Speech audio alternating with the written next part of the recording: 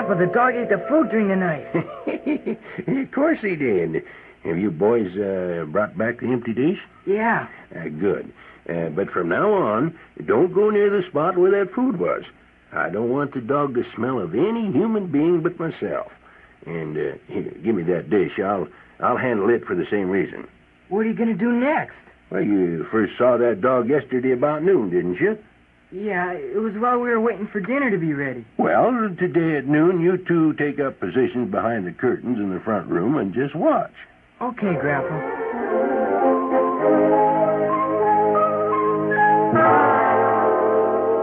There goes Grandpa now with the food. He's placing the dish exactly where he did yesterday. Now he's coming back to the house. Is that what he wanted us to watch? I don't think so. Let's stay here and watch a while. We may see something that'll surprise us. Your grandfather's pretty smart, you know. Yeah.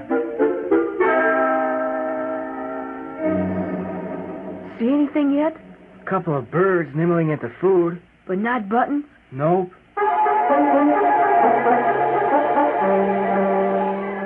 I see him. He just came out of the bushes. See him? Yeah, and he sure is a beaut, and scared to death, too. I doubt if he's ever been around humans. Probably thinks we're his enemies. There he goes, just a little closer to the food. He smells it all right, but he wants to be sure there's nothing around to harm him. See, there he goes, a couple of steps closer. I don't think I've ever seen a prettier dog. Come on, Buttons. Come on, eat the food. It's yours. Nothing's gonna hurt you.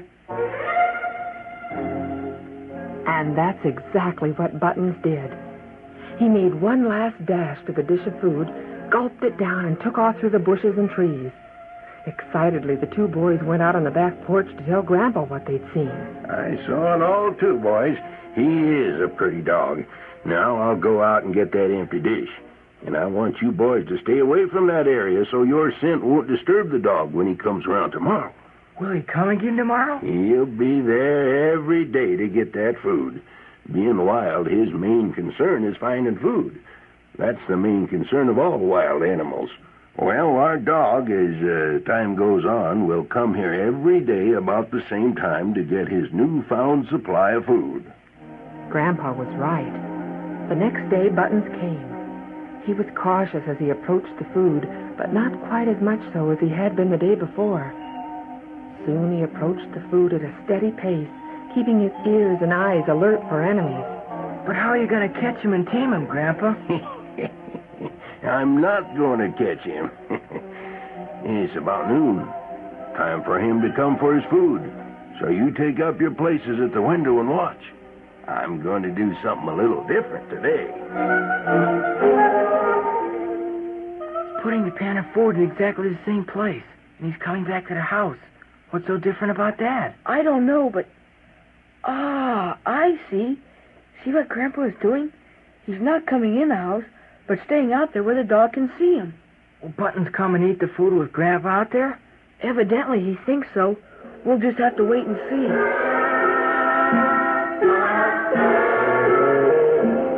Your Grandpa sure is a smart man. See? There comes Buttons for his usual food. But he's stopping and sniffing the air, too. Of course. He's a smart dog. He senses something different than usual, but he doesn't know what. Hey, look at that. He sees your Grandpa out there, and he doesn't know what to make of it. I think he'll turn around, disappear in the woods, and we'll never see him again. You're wrong, see? He decided everything's all right, even with Grandpa standing there, and Buttons is going to eat his dinner. The next day, Grandpa placed the dish of food about 5 feet nearer the house than usual, and he himself stood about the same distance nearer the food than he had the day before. Buttons was shy, but he came and ate the food anyway.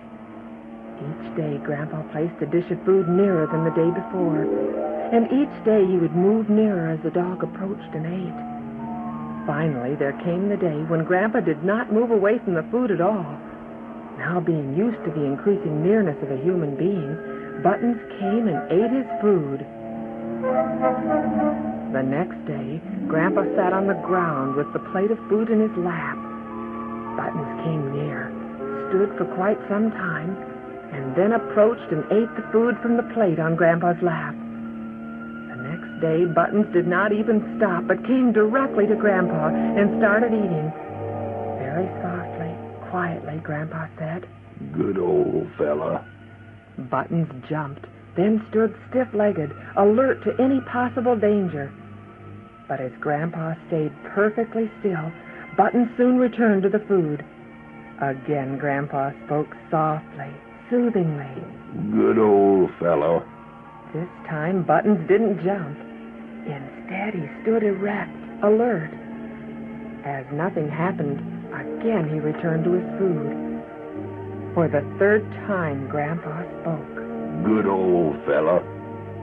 This time, Buttons scarcely bothered to notice. He finished his food and disappeared as usual through the bushes and forest. The next day, Buttons approached Grandpa in the food with scarcely a side glance or sniff of his sensitive nose. Grandpa's softly spoken, Good old fella. went almost unnoticed by Buttons. With slow motion, Grandpa reached out and touched Buttons' soft fur. Buttons jumped and again stood erect, cautious and alert. Again, Grandpa remained motionless, and soon Buttons was gulping the food. Then again, Grandpa reached out and touched Buttons. This went on for several days, and soon Grandpa was easily able to pet Buttons as he ate. Then one day, Grandpa let Edwin stand with him at the eating spot. Buttons cautiously approached and ate. Soon Edwin, too, was able to pet Buttons. Gradually, the eating place was moved closer to the house until finally it was located near the steps of the back porch. The basis of true friendship had now been formed and recognized by both the humans and the wild dog. Before very long, the entire family was able to play and romp with Buttons. He had become a new member of the family. Shiny. Quite a dog. Ears are pretty. Yeah, I always did say that honey will catch more flies than vinegar. Patience and understanding help, too. Yeah, I guess it does. Good old Buttons. Now you're my very own dog.